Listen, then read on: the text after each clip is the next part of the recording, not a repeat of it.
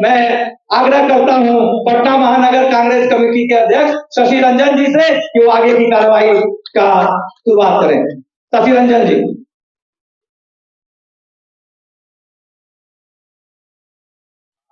आज के कार्यक्रम के अध्यक्षता कर सीपीएम के एवं मंच संचालन कर रहे राष्ट्रीय जनता दल के शैलेश यादव जी, साथ ही मंचासीन हमारे माले के नेता वीआईपी के अर्जुन साहनी जी, राष्ट्रीय जनता दल के जिला कांग्रेस जिला अध्यक्ष महताब आलम जी एवं मंचासीन सभी साथियों, साथ ही हमारे मंच पर उपस्थित पटना साहिब लोकसभा के उम्मीदवार डॉक्टर अंशुल अभिजीत जी एवं सामने बैठे घंटों से 2-3 घंटों से बैठे हमारे सारे महागठबंधन के कार्यकर्ताओं का मैं आभार व्यक्त करता हूं कि आप 3 घंटे से हमें सुन रहे हैं और वक्ताओं की बात रखी गई, आपके तरफ से भी बात रखी गई। बहुत अभी पटना की जो धड़कन बढ़ी हुई, धड़कन बढ़ी रहने का कारण पिछले लगातार 5 दिनों से हर विधानसभा में हजारों कार्यकर्ताओं की जो हुजूम, महागठबंधन कार्यकर्ताओं की जो शक्ति भारतीय जनता पार्टी ने देखा है, उससे मजबूर होकर 10 साल में कभी जो नरेंद्र मोदी जी पटना की ओर नहीं देखते थे, पटना को अपना बपौती समझते थे, आज उनको रोड शो करने को हमने मजबूर कर दिया। ये बात नरेंद्र मोदी जी से ज्यादा पटना के प्रत्याशी जानते हैं। पिछले कई बार राज्यसभा सांसद रहे, पिछले 5 साल से सांसद रहे। कोरोना काल में किस तरह पटना के बांस घाट में लाशों का अंबार लगा था, ऑक्सीजन से कितने लोग मर गए कमी से, कितने लोग अस्पताल में बेड की कमी से गुजर गए, लेकिन इनके ऊपर कान में जू नहीं रहेगा। ये हमेशा से विपक्ष से ही ऐसा सवाल करते हैं जैसे सत्ता उनके हाथ में। अरे कभी तो अपनी बात को मानिए कि सरकार आपने 10 साल से चलाया। आज इनके मुखिया से पूछिए कि देश की ये स्थिति क्यों है, तो नेहरू की बात करते। आज हम पटना के सांसद से पटना की समस्या की बात करते हैं तो आज से 50 साल पहले की बात करते हैं, लेकिन वो कभी नहीं इस बात को मानते हैं कि हम जनता के बीच कभी खड़े नहीं उतरे, जनता के सवालों को भी संसद में जवाब नहीं दिया। साथ ही साथ हमारे अलावा जो भी उनके कार्यकर्ता हैं, उनकी नाराजगी भी आप देखें किस तरह। कल जो उनकी नामांकन था, क्या स्थिति थी। हमारा नामांकन 14 डॉक्टर अंशुल अभिजीत जी का नामांकन कांग्रेस मैदान में 14 तारीख मंगलवार को है, दिखेगा। मोदी जी जो अपना रोड शो कर रहे हैं, हम भी अपनी ताकत दिखाएंगे। मोदी जी, ये पटना है, ये पटना की धरती ने अखंड भारत पर राज किया है, सम्राट अशोक की धरती है, यहाँ पर गुजराती का कोई व्यापार नहीं चलना है। राम के व्यापार करने वालों को मालूम होना चाहिए कि हम राम के पुजारी हैं, हम कृष्ण के वंशज हैं। सम्राट अशोक यहाँ पर हमारे जो भी गौतम बुद्ध की धरती है, यहाँ से शांति का भी संदेश देते हैं, तो युद्ध करके कारोबारी या व्यापारियों का जवाब भी देते हैं। लंबा भाषण हम नहीं देना चाहते, लगातार 6 दिनों से बातें हो रही है। इसके साथ ही मैं आपसे आग्रह करूंगा, निवेदन करूंगा कि हमारे प्रत्याशी को भारी से भारी मतों से विजयी बनाए। धन्यवाद। पटना महानगर के जानदार शानदार अध्यक्ष महताब आलम साहब से आग्रह है कि अपनी बात को रखें। महताब आलम साहब।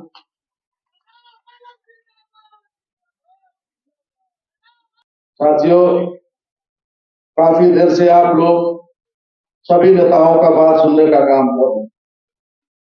देश स्तर पर हर तरह की बात आपके सामने आई। आज जिस विषय के लिए हम लोग बैठे हैं उसका मुख्य विषय है ये जो पटना साहिब लोकसभा का चुनाव है और उसके जो प्रत्याशी अंशुल कुमार कुशवाहा जी हैं, उनकी विजय हम लोग कैसे सुनिश्चित करें। तभी हम लोग बांकीपुर विधानसभा के साथी यहाँ पर बैठे हुए और सभी प्रमुख साथी, ये कार्यकर्ताओं की बैठक है और कार्यकर्ता किसी भी पार्टी का रीढ़ होता है और सबसे बड़ी जिम्मेवारी इन कार्यकर्ताओं के कंधों पर जाती है। सर, लगातार आज 5-6 दिनों से विधानसभा 22 का कार्यकर्ता सम्मेलन का कार्यक्रम चल रहा है। परसों पटना साहिब का था, कल कुम्हरार का हुआ, आज बांकीपुर का है। बात असल यह है साथियों, ये जो असल बैठक है विधानसभा की बैठक का मतलब यह है इस चुनाव का कार्यक्रम जो है इसको हम लोग बूथ तक कैसे ले जाए, उसको बूथ पर हम लोग कैसे उतारे। आगे का जो चुनाव हुआ है उसकी भूमिका अलग थी साथी। 14 में मोदी जी का झूठ का लहर था और 19 में मतलब कि पुलवामा कांड। इस बार मोदी जी की बत्ती गुल है, जैसा कि शशि रंजन सिन्हा यादव जी ने बताया आपको कि नरेंद्र मोदी को जो पूरे भारत में पटना साहिब लोकसभा अपना सुरक्षित मानता है, वो आज उसको रोड पर उतरना पड़ रहा है, रोड सभा पर नुक्कड़ सभा करना पड़ रहा है। इसी से आप अंदाजा लगा लीजिए कि लोकसभा पटना साहिब जो है वो चुनाव हम लोग जीतने जा रहे हैं और अंशुल कुशवाहा जी को दिल्ली के गद्दी पर बैठाने का हम लोग तमाम कार्यकर्ता का। इसके बाद हम लोग प्रत्येक वार्ड में कार्यकर्ताओं की बैठक होगी, उनके मतलब कि वार्ड अध्यक्ष की अध्यक्षता में, और बूथ कमेटियां बनेंगी और बूथ कमेटी बना के चुनाव के काम को हम लोग स्टार्ट शुरू कर देंगे। फिर से सर, बड़ी जिम्मेवारी आप लोगों के कंधों पर है और मुझे विश्वास है, मुझे पूरा आशा है कि आप लोग इस जिम्मेवारी को निभाएंगे। इसलिए मैं अपनी बातों को समाप्त करते हुए और तमाम आप कार्यकर्ताओं का एक बार धन्यवाद देते हुए कि काफी देर से आप लोग बैठे हुए हैं, सबका शुक्रिया इस्तेमाल करते हुए अपनी बातों को। आदरणीय अंशुल अभिजीत जी।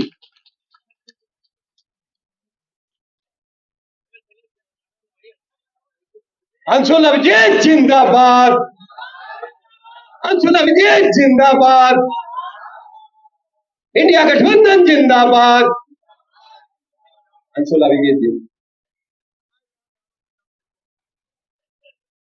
बहुत आदर के योग्य इस सभा के अध्यक्षकर्ता राजबिहारी जी, इस सभा के माननीय संचालक शैलेश यादव जी,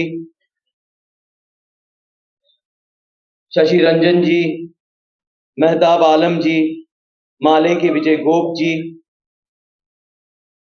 कुमार आशीष जी, प्रेम गुप्ता जी, नौशाद अख्तर जी, मनोज चंद्रवंशी जी, वीआईपी के माननीय अर्जुन साहनी जी, प्रदीप मेहता जी, प्रिया सिंह जी, अजय यादव जी, अजय कुमार चौधरी जी, रोहित यादव जी, दौलत इमाम जी,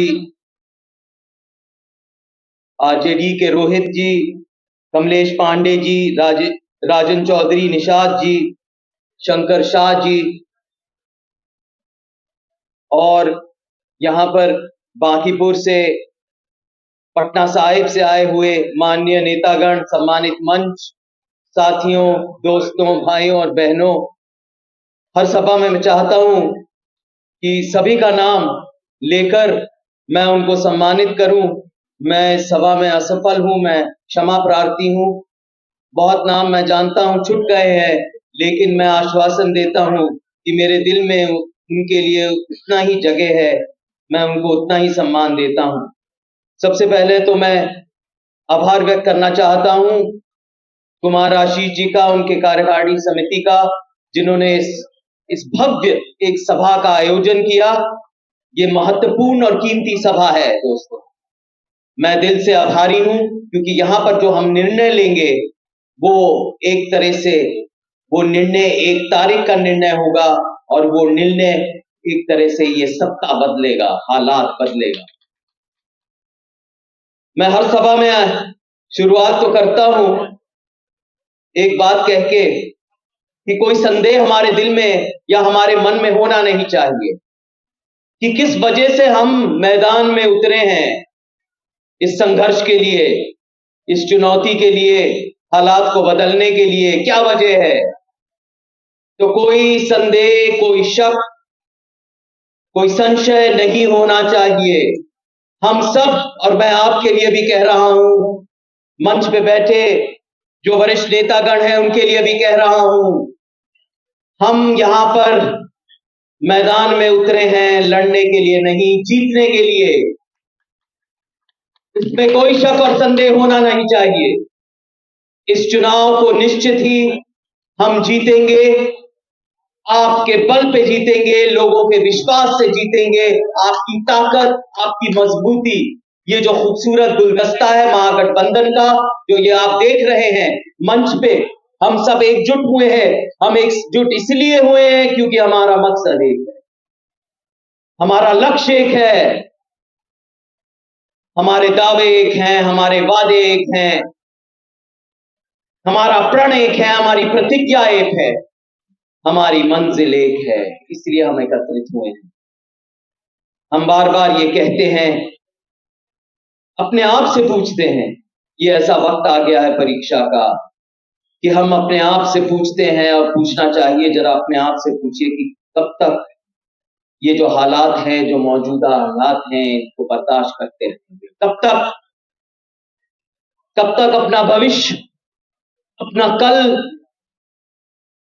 ऐसे लोगों के हाथों में गिरवी रखेंगे जो इतने अनैतिक हैं, जो नापाक हैं। कब तक?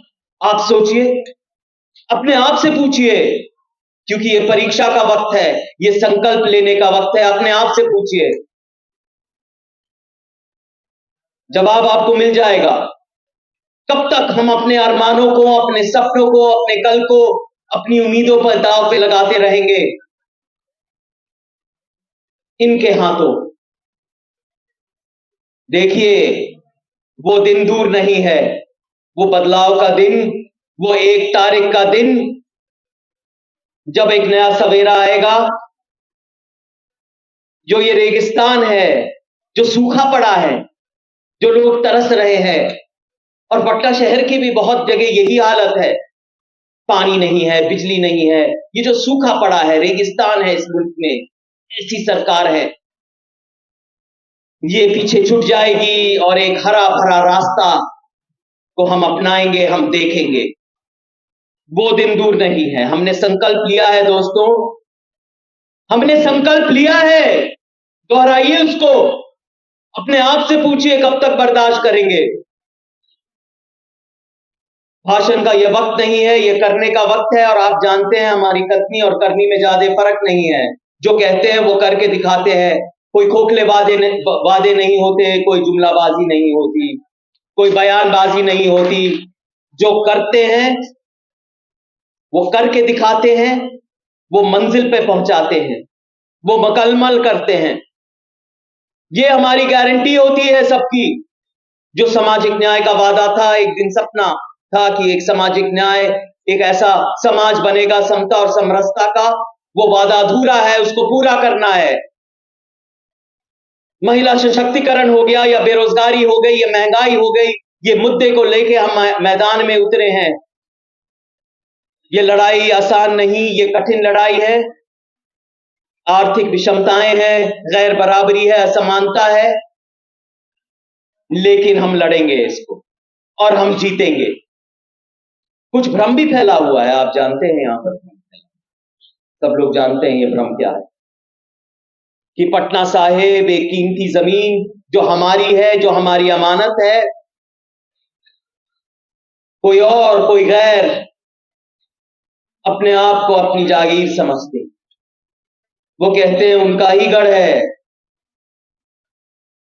उनकी जमीन है, उत्तराधिकारी वही है, सत्ताधारी वही रहेंगे और कोई नहीं आएगा, ये कैसे बर्दाश्त कर सकते हैं आप? अपने आप से पूछिए, अपने ज़मीर से, तो नहीं बर्दाश्त करेंगे हम।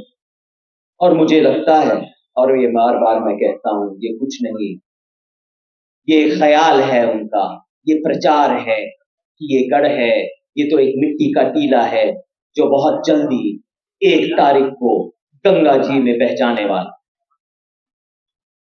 ये वो जगह है। तो आप सतर्क रहिए, तैनात रहिए, मजबूत रहिए। जो बूथ कमेटी बनेगी, जो बूथ एजेंट होंगे, वो सशक्त होने चाहिए, मजबूती का इजहार करना चाहिए, क्योंकि बहुत बार ये कहा गया है और इसीलिए ये सभा भी रखी गई है कि चुनाव तो जीतते जाते हैं बूथ पर। तो 1 तारीख को वो चुनाव जीतेंगे हम। एक बात कहता हूं आपसे, आप मेरी पृष्ठभूमि से तो वाकिफ हैं। मेरे नाना जी बाबू जगजीवन राम पहले रक्षा मंत्री थे। बहुत उपलब्धियां थी, सफलताएं थी, लेकिन एक बात उन्होंने जरूर कही, जब वो रक्षा मंत्री थे, जब 71 का युद्ध होने जा रहा था, उसका निष्कर्ष तो आप जानते हैं, अब इतिहास में दर्ज है। एक शानदार फतेह थी, एक जीत थी, भूगोल बदल गया था दुनिया का, एक नई कौमियत आई थी, एक नया देश। लेकिन युद्ध के पहले मेरे नाना जी बाबू जगजीवन राम ने यह कहा था कि युद्ध में हार जीत का फैसला पहली गोली चलने से पहले हो जाता है। वो आपकी रणनीति पे है, वो आपकी तैयारी पे है, वो आपके बंदोबस्त पे है, वो बूथ पे है। कैसे करते हैं बूथ मैनेजमेंट, उसका संचालन, कैसे पर्चियां बढ़ती हैं, कितनी जल्दी बढ़ती हैं, कैसे समन्वय समिति, क्योंकि ये खूबसूरत गुलदस्ता तो हमारे सामने है, एक बना है, एक जुड़ा है, बहुत सितारे हैं इसमें, अनेक सितारे, 7 सितारे हैं जो हमारे साथ हैं और इस मंच पे, इस भव्य मंच पे मौजूद भी हैं, उनकी नुमाइंदगी भी है, जोर शोर से आपके बीच में भी है। लेकिन जब तक एक समन्वय नहीं होगा, एक संतुलन नहीं होगा, तालमेल नहीं होगा, एक कमेटी नहीं बनेगी, वो हम करेंगे। एक बूथ कमेटी भी होगी, जो बूथ पे रखे जाएंगे उनकी भी कमेटी बनेगी और ये हम मिलजुल कर तय करेंगे। तो रणनीति इसी को कहते हैं, बंदोबस्त इसी को कहते हैं, युद्ध नीति यही होती है, यही तैयारी हमें करनी है। नहीं तो जितनी भी जो समर्थन हम इकट्ठा करते जा रहे हैं, चुनाव जैसा बढ़ता जा रहा है, जो लोग हमसे जुड़ते जा रहे हैं, जो कह रहे हैं, जो आकर्षित हो रहे हैं इस गठबंधन से, इस गुलदस्ते से, हमारे सामाजिक न्याय के इस नारे से, उस वादे से, जो परेशान हैं, जिनका कोई सुनने वाला नहीं, यहां पर मौजूदा सांसद के लिए तो वो पोस्टर लग गए थे, आप जानते हैं, तलाश गुमशुदा के, लापता सांसद, ये तो तलाश हो रही है 5 साल से, 20 साल से। उस दिन हम जरूर लड़ेंगे, जीतेंगे, जो गरीब हैं उनके लिए जीतेंगे, पटना के लिए जीतेंगे, जोर शोर से जीतेंगे, छाती ठोक के जीतेंगे, ये हमने ठान लिया है। क्योंकि ये क्रांतिकारी जमीन, आप जानते हैं जमीन के बारे में, ये जमीन आपके खून से रंगी हुई है। उस शहादत को याद करके जीतेंगे, ये संकल्प को दोहरा के जीतेंगे, क्योंकि ये जमीन, ये मिट्टी एक बार फिर आपकी कुर्बानियों का इंतजार कर रही है। रविशंकर जी कहते हैं कि वो यहाँ के बेटे हैं और आप बाहरी हैं। इस स्टेटमेंट को आप किस नजरिए से देखते हैं? वो नेता हैं, मैं बेटा हूँ यहाँ का। वो यहाँ के बेटा, मैं कैसे यहाँ पर कभी मौजूद, जो सांसद कभी लोगों के बीच में मौजूद नहीं हुआ, जिसकी वजह से पोस्टर छप गए तलाश गुमशुदा, वो कैसे यहाँ का बेटा हो सकता है? और बेटा है तो किस तरह के बेटे हैं, ये पूछना चाहती यहाँ की आवाम। मैं नहीं, आप पूछ रहे हैं वो सवाल। ये तो आपके सवाल हैं कि जो लोग, जो यहाँ के जो सांसद है मौजूदा, वो किसी के दुख सुख में, उनकी दिक्कतों में, उनकी परेशानियों में कभी शामिल हुए नहीं, किसी की बरसी में, जयंती में कभी गए नहीं। वो तो कार्य करना दूसरी बात है, भाई आप मौजूद तो रहिए, सुनिए तो क्या परेशानी है, क्या फरियाद है। तो जो रहे नहीं वो कैसे हो सकते हैं? वो जो अपने आप को कहें वो मैं यहीं का हूँ, मैं यहीं का बेटा हूँ, मेरा घर यहीं का है, मेरी पृष्ठभूमि भी यहीं की है और मैं यहीं रहूँगा। सर 2 बार से वो जीतते आ रहे, 2 बार से सांसद रह चुके हैं और बीजेपी का गढ़ माना जाता है, फिर उसमें आप इसको कैसे मैनेज करेंगे? कैसे नहीं, गढ़ तो जनता को कैसे अपनी तरफ अट्रैक्ट करेंगे, क्या करेंगे ऐसा? नहीं, गढ़ तो एक प्रचार है, ये गढ़ नहीं है, ये तो एक मिट्टी का ढेर है। उनकी सियासत कहीं भी हो वो खोखली है, एक मिट्टी का ढेर है। और मैं ये कह रहा हूँ कि वो मिट्टी का ढेर जो है वो 1 तारीख को गंगा जी में बह जाने वाला है। सर आप अपने पटना साहिब की जनता के लिए अगर जीतते हैं तो क्या करेंगे? कुछ उनको बताइए कि आप उनके लिए क्या मोदी जी को भगा रहे हैं, मोदी जी को भगा रहे हैं। देखिए यहाँ पर क्या काम बिल्कुल अच्छा सवाल है। मैं एक नहीं हमारा एक क्या होगा, डेवलपमेंट क्या होगा? बिल्कुल सही सवाल है। इसी को तो लेकर हम एक सकारात्मक योजना और एजेंडा लेके आए हैं। हमारी राष्ट्रीय एजेंडा भी है जो बेरोजगारी का है, हमारे कांग्रेस पार्टी का एजेंडा है कि हम जो शिक्षित जो युवक हैं उनको पहली नौकरी पक्की कर रहे हैं, जो गरीब महिलाएं हैं सालाना 1 लाख रुपए दे रहे हैं। यहाँ पर किसान के लिए भी आए हैं, किसान की जो हालत आप जानते हैं उनको राहत देने के लिए भी आए हैं, क्योंकि ये ग्रामीण इलाका भी है। और यहाँ पर आप जानते हैं किसान जब खेत में उतरते हैं तो कफन बांध के उतरते हैं, ऐसे हालात आ गए हैं। तो हम एक पूरा पैकेज लेके आए हैं, एक सकारात्मक एक पैकेज लेके आया। मैं चाहता हूँ पटना शहर में सबसे पहले तो यहाँ पर एक IT हब होना चाहिए। ये स्मार्ट सिटी का जो ये वादा किया गया था वो मुकम्मल क्यों नहीं हुआ, ये मैं पूछना चाहता हूँ। यहाँ की जो समस्याएं हैं, जल पानी की समस्या है, जहाँ जहाँ जा रहा हूँ लोग प्यासे हैं, पानी की किल्लत है। और इसलिए मैं चाहता हूं कि यहाँ पर जो एक मास्टर प्लान बने। आप जानते हैं कि बारिश के समय ये जो एक महानगर है ये महासमुद्र बन गया था। कहाँ थे ये लोग वहाँ पर? तो भाई एक मास्टर प्लान बने, यहाँ पर ड्रेनेज बने, यहाँ पर सफाई हो। यहाँ सफाई की समस्या है, यातायात की समस्या है, प्रदूषण की समस्या है। एक समस्या नहीं, सबका समाधान है मेरे पास। नहीं कहने दीजिए, एक बार पहले भी तो कहा था उन्होंने, वादे किए थे, दावे किए थे। और आप जानते हैं इतिहास ने और जो आवाम ने कह दिया था कि ये जो चमकता हुआ भारत है, आईना दिखा दिया था लोगों को। ये 2004 को याद करिए। तो पहले इतिहास गवाह है कि पहले जो उन्होंने प्रचार किया था वो गलत साबित हुआ। कहने दीजिए, राजनीति में तो बहुत कुछ कहा जाता है। सर बिहार के जो युवा है, सर बिहार के जो युवा है सबसे ज्यादा ट्रेन में घर के किसी अन्य राज्य में जाते हैं वो काम करने के लिए। तो आप बिहार के नौजवानों के लिए क्या कीजिएगा? नहीं देखिए, बिहार में बहुत सामर्थ्य है, बहुत विवेक है, सब लोग यहाँ पर बहुत योग्य हैं। लेकिन क्या समस्या है कि बिहार अपने आप को, अपने जो युवक हैं उनको रोक नहीं पाता, आकर्षित नहीं कर पाता। यहाँ पर कोचिंग सेंटर तो बहुत सारे हैं। मुसल्लमपुर हाट में जाइए, मैं तो कई बार गया हूँ, वहाँ पर कोचिंग सेंटर की लाइन है। वहाँ पर तो युवक बैठे हुए हैं, बहुत सारे महत्वाकांक्षी युवक हैं वहाँ पर। लेकिन यहाँ पर वो एक तरह से शिक्षा को इतना सुदृढ़ और मजबूत करना है ताकि वो यहीं पर रहें। यहाँ पर एक उत्पादन का भी। सर हम रोजगार को लेकर बात किए जी। आप रोजगार के लिए ऐसा क्या कीजिएगा कि जो हमारे बिहार के युवा हैं वो बिहार में रहकर ही काम करें? रोजगार के लिए हमारी गारंटी है, हमारी गारंटी है कि जो शिक्षित युवा हैं उनको रोजगार मिलेगा, पहली नौकरी पक्की। तो आप बहुत देर से इंतजार कर रहे हैं, विलंब के लिए मैं क्षमा प्रार्थी हूं। मुझे आज हमारे अध्यक्ष कांग्रेस पार्टी के खड़गे साहब आए हुए थे, उन्होंने मुझे सिंबल भी दिया, बातचीत भी हुई चुनाव के बारे में, इसलिए विलंब भी हो गया। मीटिंग जो सभा हो रही थी उसमें देरी हो गई, लेकिन महत्वपूर्ण बातें भी हुई। मेरा नामांकन 14 तारीख को है और एक औपचारिक रूप से इस संघर्ष की शुरुआत हो जाएगी जो अपनी मंजिल तक 1 तारीख को पहुंचेगी।